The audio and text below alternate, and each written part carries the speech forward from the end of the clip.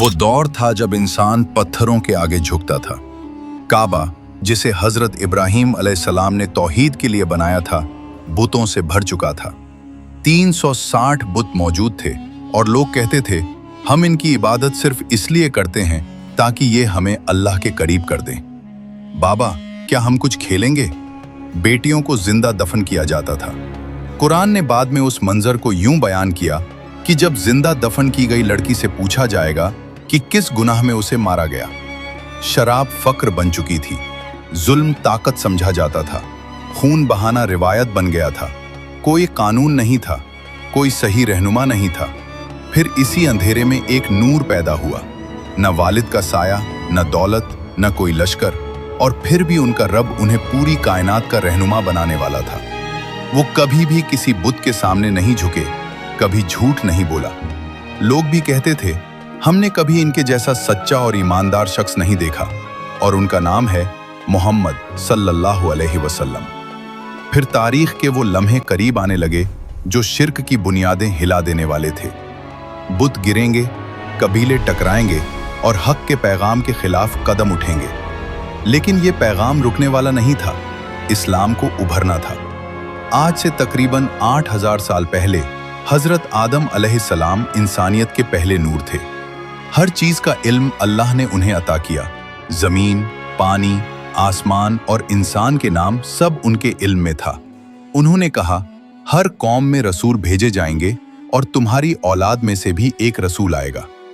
मेरे बच्चों, अल्लाह ने मुझ पर रोशनी उतारी और अब तुम्हारी नस्लों में भी रसूल आते रहेंगे जो सिर्फ अल्लाह की इबादत की दावत देंगे और इंसानियत को नूर से रोशन करेंगे। आखिरी नबी से लगभग 4300 साल पहले अल्लाह ने हजरत नूह अलैहिस्सलाम को भेजा। जब लोग शिर्क और बुराई में डूब चुके थे और बहुत कम लोग सच को मानने वाले थे, उन्होंने कहा, सिर्फ अल्लाह की इबादत करो और इस शिर्क को छोड़ दो। अल्लाह मेरे बाद भी रसूल भेजता रहेगा। फिर वक्त गुजरा और आखिरी नबी से लगभग 2600 साल पहले दुनिया फिर गुमराही में डूब गई। बुत, सितारे, चांद और सूरज सबको माबूद बना लिया गया।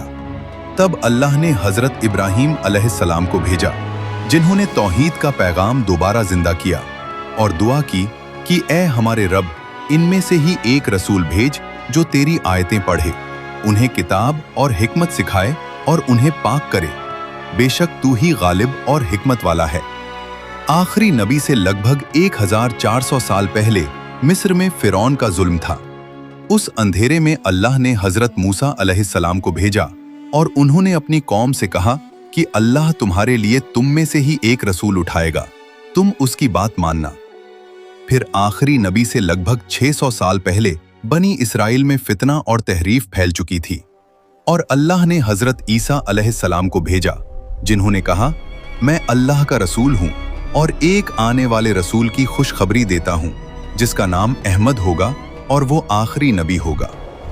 यानी मूसा अलैहिस्सलाम की उम्मत को जिसका जिक्र तौरात में मिला और ईसा अलैहिस्सलाम ने जिसका नाम लेकर बशारत दी, वो नबी अब आने वाले थे। अलग अलग किताबों में ऐसे इशारे मिलते हैं जो बताते हैं कि आखिरी नबी की खबर पहले से मौजूद थी।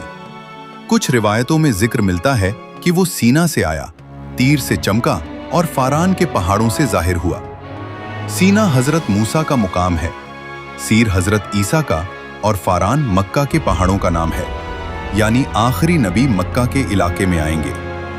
कुछ जगह लिखा है कि एक अजनबी अपने साथियों के साथ आएगा, उसका नाम महमद होगा और वो रेगिस्तान से होगा।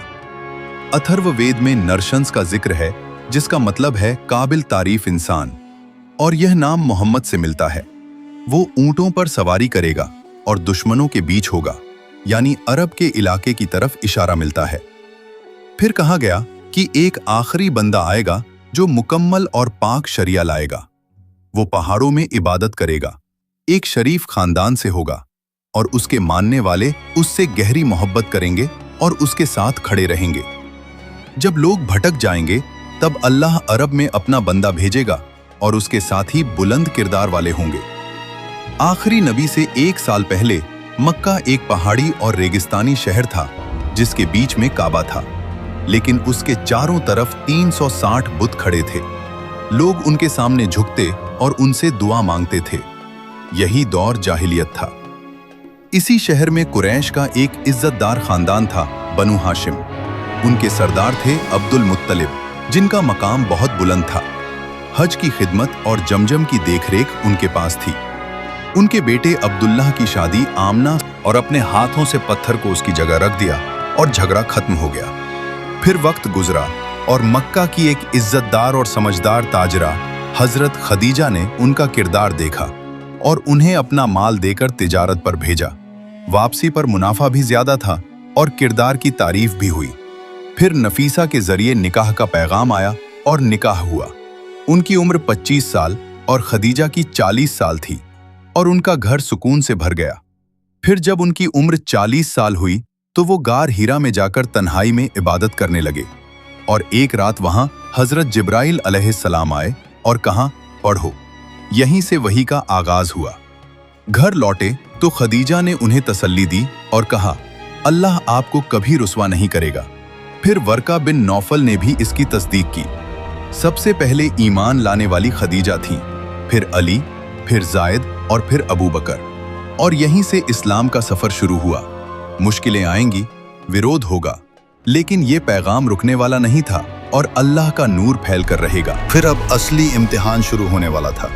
मक्का की गलियों में धीरे धीरे ये बात फैलने लगी कि मोहम्मद सल्लल्लाहु अलैहि वसल्लम एक नए दीन की बात कर रहे हैं, एक अल्लाह की इबादत की दावत दे रहे हैं, बुतों को छोड़ने की बात कर रहे हैं। शुरू में ये पैगाम खामोशी से दिया गया, सिर्फ करीबियों और भरोसेमंद लोगों तक। लेकिन जैसे जैसे लोग इस सच्चाई को अपनाने लगे, मक्का के सरदारों के दिलों में डर पैदा होने लगा। उन्हें लगा कि अगर ये पैगाम फैल गया तो उनकी ताकत, उनका रुतबा और उनके बनाए हुए सिस्टम सब खत्म हो जाएंगे। फिर उन्होंने मजाक उड़ाना शुरू किया। किसी ने कहा ये जादूगर है, किसी ने कहा ये शायर है, किसी ने कहा ये कहानी गढ़ रहा है। लेकिन जो लोग दिल से सच्चाई को पहचानते थे वो एक एक करके इस्लाम कबूल करते गए। धीरे धीरे मुसलमानों की एक छोटी सी जमात तैयार हो गई। लेकिन ये रास्ता आसान नहीं था। अब जुल्म शुरू हुआ। कमजोर मुसलमानों को निशाना बनाया गया। उन्हें गर्म रेत पर लिटाया जाता, पत्थरों से दबाया जाता, सिर्फ इसलिए कि वो अल्लाह एक है कहते थे। हजरत बिलाल रजी अल्लाह अन्हु को तपती रेत पर लिटाया गया, सीने पर भारी पत्थर रखा गया और उनसे कहा गया कि अपने दीन को छोड़ दो। लेकिन उनकी जुबान से सिर्फ एक ही शब्द निकलता था, अहद, अहद, यानी एक, एक। ये सब देखकर दिल कांप जाता था, लेकिन उनका ईमान और मजबूत होता गया। उधर नबी सल्लल्लाहु अलैहि वसल्लम अपने साथियों को सब्र की ताकीद करते और उन्हें जन्नत की खुशखबरी देते। फिर जुल्म इतना बढ़ गया कि कुछ मुसलमानों को हबशा की तरफ हिजरत करनी पड़ी। वहां एक न्यायप्रिय बादशाह था जिसने उन्हें पनाह दी। यह इस्लाम की पहली हिजरत थी।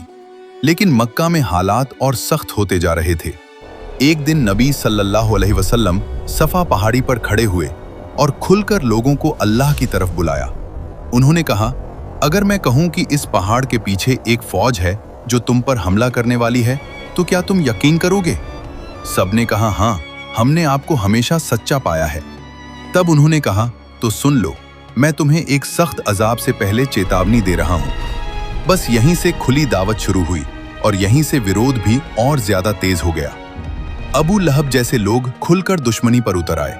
उन्होंने कहा, तेरे लिए तबाही हो, क्या तूने हमें इसीलिए बुलाया था? धीरे धीरे मक्का के सरदारों ने मिलकर नबी सल्लल्लाहु अलैहि वसल्लम और उनके खानदान का बहिष्कार कर दिया। 3 साल तक बनु हाशिम शिबे अबी तालिब में घिरे रहे। न खाना ठीक से मिलता था, न पानी। बच्चे भूख से रोते थे, पेड़ों के पत्ते तक खाने पड़ते थे। लेकिन उन्होंने दीन नहीं छोड़ा। फिर एक वक्त आया जब ये बहिष्कार खत्म हुआ, लेकिन मुश्किलें खत्म नहीं हुईं। उसी साल नबी सल्लल्लाहु अलैहि वसल्लम ने अपने 2 सबसे बड़े सहारे खो दिए। पहले चाचा अबू तालिब और फिर उनकी प्यारी बीवी खदीजा रजी अल्लाह अन्हा। ये साल आमुल हुज़्न यानी गम का साल कहलाया। दिल टूट चुका था, लेकिन मिशन जारी था। इसके बाद नबी सल्लल्लाहु अलैहि वसल्लम ताइफ गए, इस उम्मीद में कि वहां के लोग इस्लाम कबूल करेंगे। लेकिन वहां उनका मजाक उड़ाया गया। बच्चों को पीछे लगा दिया गया जिन्होंने पत्थर मारे। लहू बह निकला। वो एक बाग में जाकर बैठ गए और अल्लाह से दुआ की, अगर तू मुझसे नाराज नहीं है तो मुझे कोई परवाह नहीं। ये सब्र की सबसे बड़ी मिसाल थी। फिर एक रात अल्लाह ने उन्हें एक खास तोहफा दिया, इसरा और मेराज, जिसमें उन्हें आसमानों की सैर कराई गई और नमाज का तोहफा मिला।